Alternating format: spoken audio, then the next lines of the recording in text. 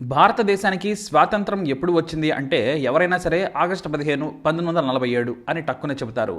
వాస్తవానికి మనం స్వాతంత్రాన్ని తీసుకురావడంలో కూడా కొంత ఆలస్యం చేశామంటారు కొంతమంది విశ్లేషకులు. అమెరికాకు స్వేచ్ఛను ప్రకటించిన రోజే స్వాతంత్ర దినం, హక్కులను బదలాయించిన రోజు కాదు. కాబట్టి మనకు స్వేచ్ఛను ప్రకటించిన రోజే స్వాతంత్రం తీసుకున్నట్టయితే అది అక్టోబర్ 21 1943. మన స్వాతంత్ర సంగ్రామంలో ఎంతోమంది పోరాట యోధులు పాల్గొన్నారు. కానీ ఎందుకో ఆ రోజుల్లో కేవలం కొంతమంది పేర్లే ప్రముఖంగా వినిపించేవి. కానీ చరిత్ర మరిచిన కొన్ని వందల మంది కనుమరుగయ్యారు. అయితే మనకు స్వాతంత్రం వచ్చింది మాత్రం అక్టోబర్ 21 1943. మొట్టమొదటిసారిగా లండన్ ప్యాలెస్లో కూర్చున్న బ్రిటన్ రాజుకు వణుకు పుట్టిన రోజది. వందల మంది బ్రిటిష్ అధికారులు తమ కార్యాలయం నుంచి సర్దుకున్న రోజది. ధనాన్ని కూడా ఎత్తుకెళ్లి పారిపోయిన రోజది.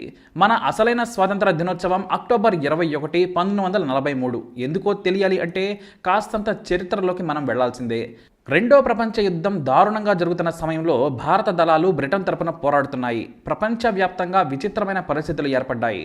అందులో ఆసియా ఖండంలో జపాన్ చాలా వేగంగా దూకుడుగా చైనా బ్రిటన్ దళాలపై విరుచుకుపడుతుంది. అదే సమయంలో జపాన్లో ఉన్న భారత సంగ్రామ నాయకులు ఏకమయ్యారు. వారిలో రాస్ బిహారీ బోస్ ఒకరు. ఆయన వేరువేరు దేశాల్లో పనిచేసి బ్రిటిషర్లకు వ్యతిరేకంగా పోరాడారు. ఆయన్ను పట్టించిన వారికి ఆ రోజుల్లోనే వేలాది రూపాయల రివార్డ్ కూడా ప్రకటించింది బ్రిటన్ రాణి. కానీ ఆయన వారికి ఎక్కడా చెక్కలేదు. బర్మా నుంచి ఫిలిప్పీన్స్ వరకు ఎన్నో దేశాలు తిరిగారు. చివరకు జపాన్లో సెటిల్ అయ్యారు. అక్కడే బేకరీ ఓనర్ కూతురును పెళ్లి చేసుకున్నారు.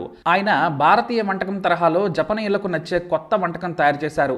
ఇప్పటికీ ఆ కూర జపాన్లో చాలా ఫేమస్. ఇక జపాన్లో ఇండియన్ ఇండిపెండెన్స్ లీగ్ను ఏర్పాటు చేశారు ఆయన. అయితే భారత స్వాతంత్ర పోరాటంలో గాంధీ తరహా పోరాటాన్ని ఆయన ఒప్పుకునేవారు కాదు. గెరిల్లా తరహా అగ్రెసివ్ పోరాటాలతోనే స్వాతంత్రం సాధ్యమని భావించేవారు. ఆయన సుభాష్ చంద్రబోస్ సిద్ధాంతాలనే బలంగా నమ్మారు. ఎందుకంటే 2 దశాబ్దాలు పోరాడినా బ్రిటన్లు కదలలేదు.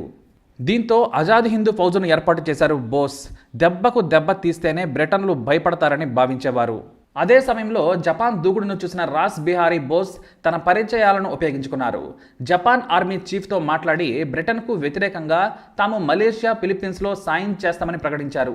ఎందుకంటే బ్రిటన్ తరపున పోరాడుతున్న సీనియర్ ఆర్మీ ఆఫీసర్లంతా వారికి తెలిసిన వారే. అనుకున్నదే తడవుగా సింగపూర్లో సమావేశం ఏర్పాటు చేశారు రాస్.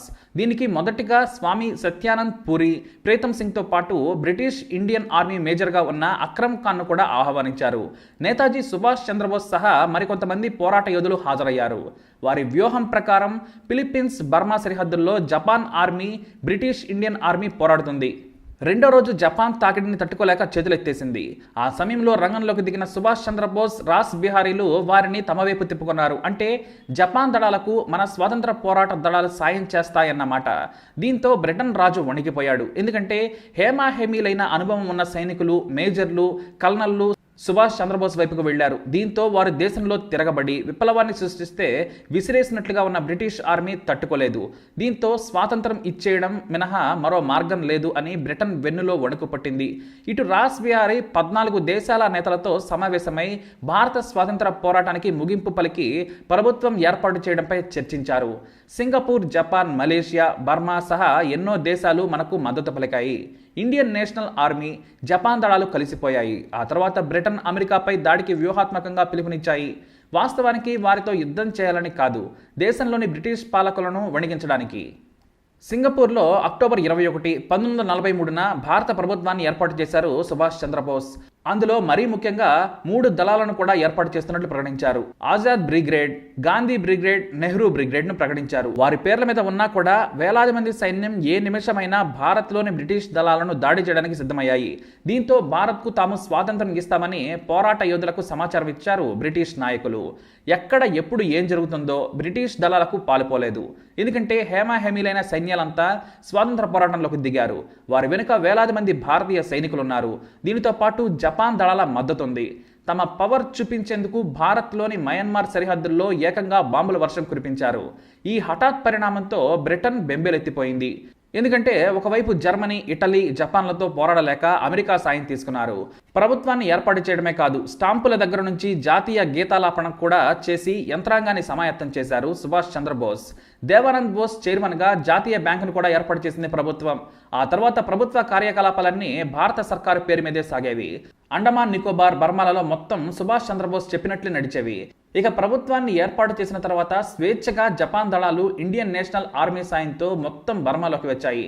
యుద్ధం పతాక స్థాయికి చేరే పరిస్థితి ఉండడంతో హెడ్ క్వార్టర్స్ ను రంగునకు మార్చారు. అయితే ఇండియన్ నేషనల్ ఆర్మీని దెబ్బకొట్టేందుకు దాదాపు 6,000 మంది బ్రిటిష్ ఇండియా సైన్యం మెరుపు దాడి చేసింది.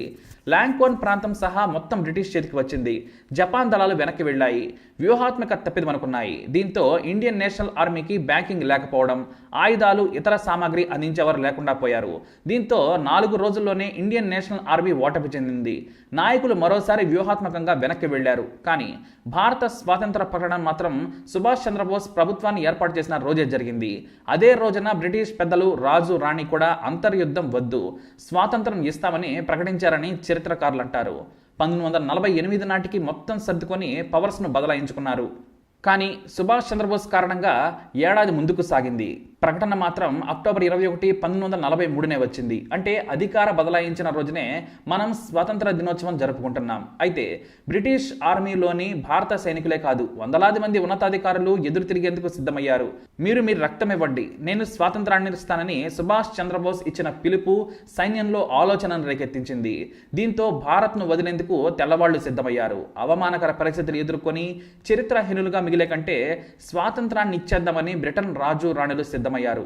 That is power of Azad Hind Fauj. జై హింద్. మరి ఈ వీడియో మీకు నచ్చినట్లయితే తప్పకుండా లైక్ చేయండి, షేర్ చేయండి, మా ఛానల్ని సబ్స్క్రైబ్ చేసుకోండి.